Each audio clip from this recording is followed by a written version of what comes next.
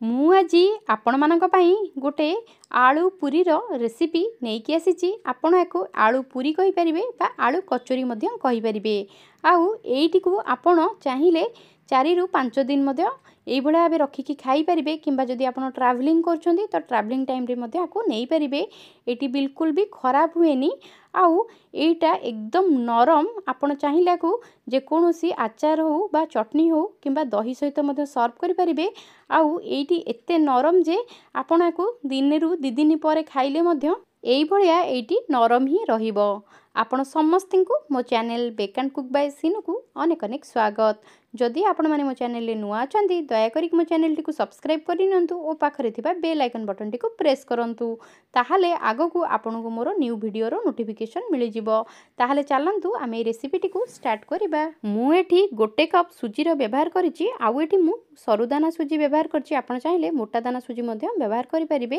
ଆଉ ତାକୁ ଗୋଟେ ଥର ଗ୍ରାଇଣ୍ଡିଙ୍ଗ କରିକି ନେଇ ନିଅନ୍ତୁ। ତାପରେ ଆମେ ଏଠି ରିକ୍ୱାରମେଣ୍ଟ ଅନୁସାରେ ପାଣି ଆଡ୍ କରିବା। ଆଉ ମୁଁ ଏଠି ଗରମ ପାଣିର ବ୍ୟବହାର କରୁଛି বা ଉଷୁମ ପାଣିର ବ୍ୟବହାର ମଧ୍ୟ ଆପଣ କରିପାରିବେ। ତ ଯେଉଁ ମାପରେ ଆମେ ସୁଜି ନେଇଛି ସେଇ ମାପରେ ଆମେ ମାପିକିରି ପାଣି ଏଠି ୟୁଜ୍ କରିବା। କିନ୍ତୁ ଆମେ ଧୀରେ ଧୀରେ କରିକି ପାଣି ଏଠି ଆଡ୍ କରିବା। ଯେପର୍ଯ୍ୟନ୍ତ ଆମର ସୁଜିଟି ଟିକେ ମାନେ ଶୁଖିଲା ନ ହୋଇଯାଇଛି ସେ ପର୍ଯ୍ୟନ୍ତ ଆମେ ପାଣି ଆଡ୍ କରିବା। ବେଶୀ ପାଣିଆ କରିବାନି। ଆଉ ପାଣି ଦେଲା ପରେ ଆମେ ଆକୁ 5 ରୁ 10 ମିନିଟ୍ ରେଷ୍ଟ କରିବା ପାଇଁ ଛାଡ଼ିବା। ତା ଦ୍ୱାରା ସୁଜିଟି ଆମର ବହୁତ ଭଲ ଭାବରେ ଫୁଲିଯିବ।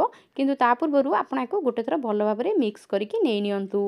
ତାପରେ ଆମେ କ'ଣ କରିବା ନା ଏଠି ସିଝା ଆଳୁ ନେବା। ମୁଁ ପାଖାପାଖି ଗୋଟେ ସିଝା ଆଳୁକୁ ସିଝେଇକି ନେଇଛି। ଆଉ ତାର ଚୋପା ଛଡ଼େଇକି ଆମେ କ'ଣ କରିବା ନା ତାକୁ এইଭଳି ଭାବେ ଗ୍ରେଟର ସାହାଯ୍ୟରେ ଗ୍ରେଟ୍ କରିକି ନେଇ ନେବା। ତା ଦ୍ୱାରା ଆଳୁଟି ବହୁତ ବଢ଼ିଆ ଭାବେ ମାନେ ମିକ୍ସ ହେବ, କିଛି ଲମ୍ପ ସେଥିରେ ରହିବନି। तापर देखंतु आमे एठी किछि चिली फ्लेक्स ऐड करिबा पाखापाखि 1 चामच। और चिली फ्लेक्स देला परे मु एठी किछि कलंजी बा कला जीरा मध्ये ऐड कर देछि पाखापाखि हाफ टी स्पून। और हाफ टी स्पून रो आमे एठी जुआणी मध्ये ऐड कर दबा। और ताको एई भला भाबे हाथ रे क्रश करके देई दबा। ता द्वारा यार बास्नाटा बहुत बढ़िया आसे। तापर आमे एठी अल्प माने 1/4 टी स्पून रो आमे जीरा मध्ये गोटा जीरा ऐड कर दबा। और किछि कस्तूरी मेथी मध्ये आमे ऐड कर दबा पाखापाखि 1 चामच। तापर आमे स्वाद अनुसार लुण मध्ये ऐड कर दबा।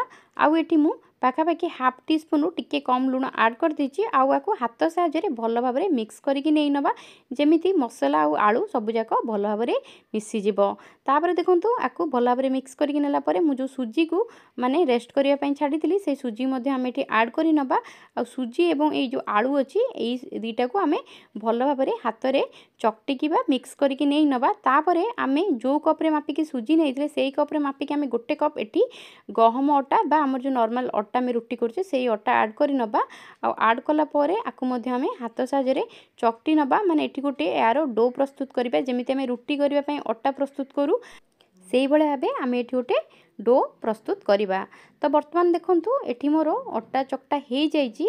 आपण रिक्वायरमेंट जदी लागे आपनकु ताहाले आपण अल्प हल्का पानी ऐड करि परिबे। एटा किंतु मु बिना पानी रे ही एमिति चकटिची माने पानी दरकार जमा भी हेनी। तो एटा ऑटोमेटिक एडजस्ट हे जाईची। तापरे आमे कोन करिबा ना एठी अल्प किछि ऑयल ऐड करिबा। जस्ट 1 ରୁ 2 ड्रॉप आपण एई भला ऑयल हाथ रे नै नियंतु। आउ आकु टिके ऑयल चारिपटे लगेकी एई भला आउ थरे टिके मसली की चकटी नियंतु। तापरे आमे आकु रेस्ट करिया पई पाखापाखि 5 ରୁ 10 मिनिट पई छाड़ीबा। तो वर्तमान देखंतु मु आकु रेस्ट करिया पई छाड़ी देछि। तापरे आमे एठी कोन करिबा ना 10 मिनिट परे आमे यार गुळा बनै नबा। जेमति आमे पूरी पई गुळा बनौ टिके ताठारु बड़ साइज रो एठी गुळा बनै नेबे। आ मोरो एतिकिरु पाखापाखि 9टा एठी गुळा बनि जाईची। तापरे आमे कोन करिबा ना आकु बेलिबा स्टार्ट करिबा। तो मु एठी कोन करछि ना एठी हल्का आमे एठी देई दबा अट्टा गुंडो। आपण चाहिए ऑयल हो किंबा घी रे मध्य बेली परिबे। किंतु एटा टिके खास्ता हबा पई मु हल्का एठी अट्टा गुंडो ऐड करछि। आ टिके आकु मोटा साइज रो ही बेलंतु बेसी पतला करिबेनी नहले एटा फाटी जाई पारे। तो जते टिके थिक रखिबे एटा सेते भलो हबो। तो वर्तमान देखंतु मु आपनकु दीटा एठी बेली की देखै दोछि। तो एई भला भाबे आपनाको बेली की नै नियंतु। तापरे आमे एठी आकु छाणीबा। किंतु ता पूर्वरु आपण तेल को पूरा बहुत बढ़िया भाबे गरम करंतु एकदम जेमती धुआं उठिला भलिया सेई भलिया भाबे आपण एठी तेल को गरम करि नियंतु। तो वर्तमान देखंतु मु एठी गोटे पके देछि। किंतु एठी मोर तेलटा टिके अल्प गरम थिला। तो आपण जेतेबेले पकाउछन्ती तेलटा पूरा पूरी गरम करिकि पकांतु। ता द्वारा एटा बहुत क्रिस्पी भी रहिबो आउ फुलिबो भी बढ़िया। तो वर्तमान देखंतु मोर एठी गोटे पूरी हे जाईची। तो मु आकु काढी नउची।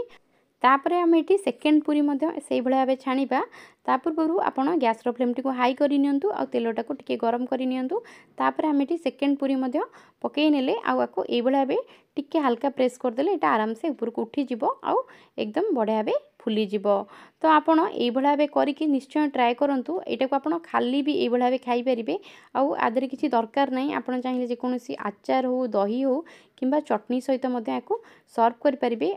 आपण चाहिए या पिला टिफिन में दे पारे।